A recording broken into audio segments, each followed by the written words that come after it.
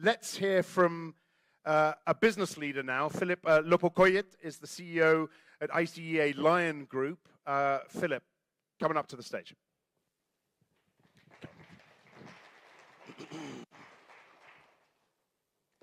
Thank you very much, and I hope you can hear me. So I'm just going to start this conversation by setting the scene. According to the data from CPI, 95% of climate finance is geared towards emissions reduction, and 5% is geared towards adaptation and resilience. That means that adaptation and resilience is the poor cousin of emissions reduction.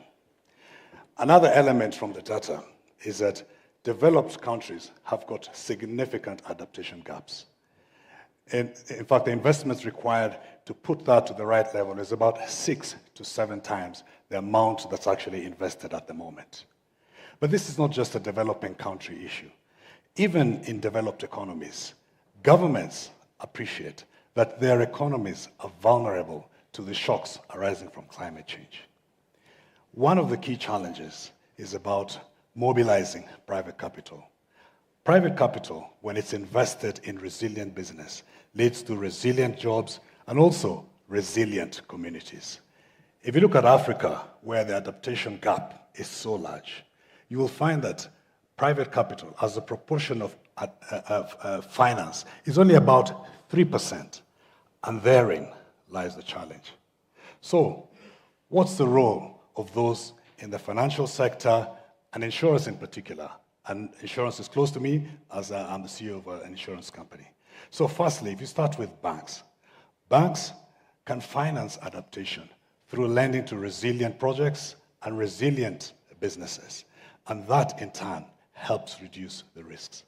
If you talk about private investors, they can invest in infrastructure and also hold those who are building the infrastructure to account in terms of resilient standards.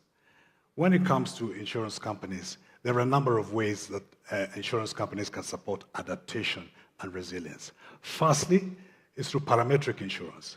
This is an innovative solution where there is an early kickback in terms of the benefits of insurance so that people can stand up and address and mitigate some of the challenges that they face. Another element is the way insurance companies share risks that they have so that people can mitigate those risks and also adapt in terms of building resilience. Another element that insurance can do is also about early warning, and we had a little bit about that. Early warning, for example, on flood risks. And that not only is it going to reduce the risks, more importantly, it's going to help in reducing the premiums as well.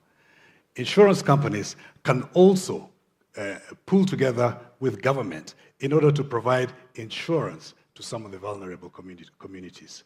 So I just want to circle back on one product called livestock insurance that encompasses a little bit of what I've discussed before.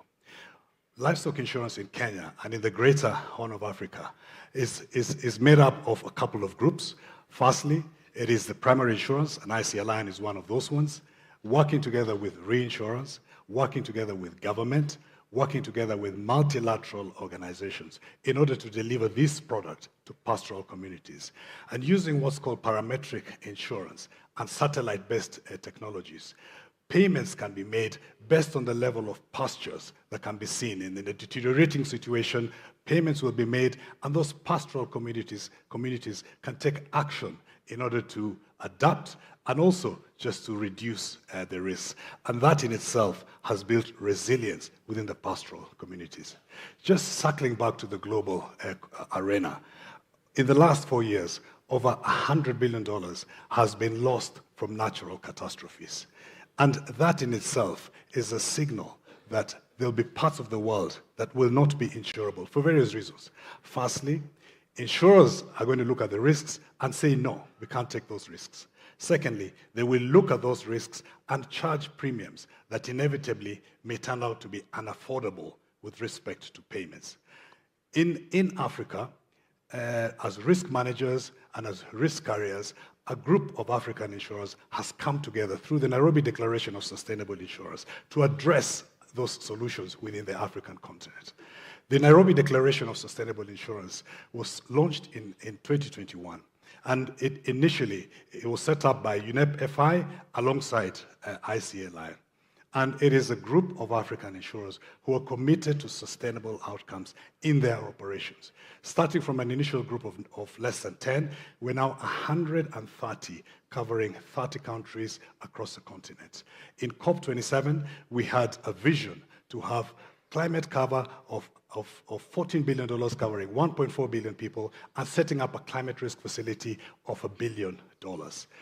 Coming to COP28, further to that objective, an announcement was made on ACRIFA, which is a climate risk facility, and that, again, is an innovation by African insurers looking for African solutions for African challenges.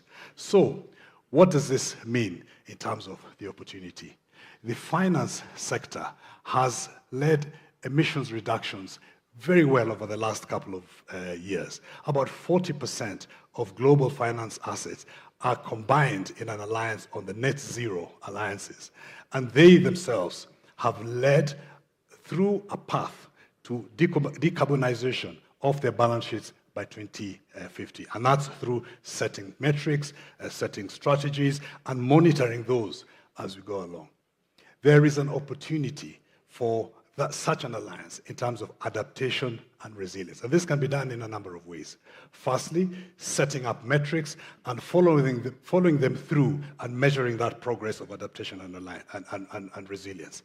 Secondly, in terms of leadership thoughts, in particular on areas such as nature-based solutions, but also looking to work and progress engagement with the public sector, in particular on areas such as blended finance and also private sector, private-public participation. And lastly, to ensure that those adaptation and resilience strategies are embedded within those organizations. So, my contribution today is that there needs to be a step change and a balancing on investment towards adaptation and resilience in an efficient, in an inclusive and sustainable manner so that we can mitigate the impact of climate change in the environment, not just in this continent that I'm speaking from, but all over the world. Thank you very much. Thank you very much, Philip. And